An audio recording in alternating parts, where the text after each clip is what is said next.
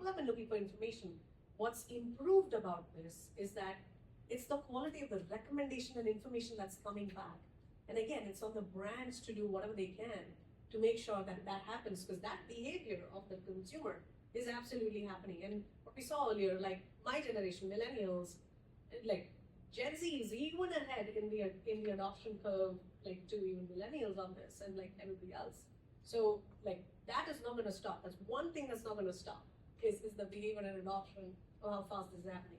Take us to another level, right? Because they are so fluid in their shopping. And you know, on the slide before we saw customers typically will go through 9 different touch points to make a transaction.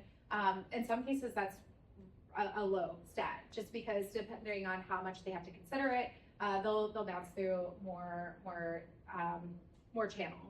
But I think this, like, I don't know if anyone else finds this as exciting, but I do think like the fact that Gen Zs will spend $3 more in store than, you know, for every dollar that they spend online, there's just a massive opportunity here. And you think about how this spans to your marketing channels and how we segment these customers and really understand that we want to motivate them to get into the store.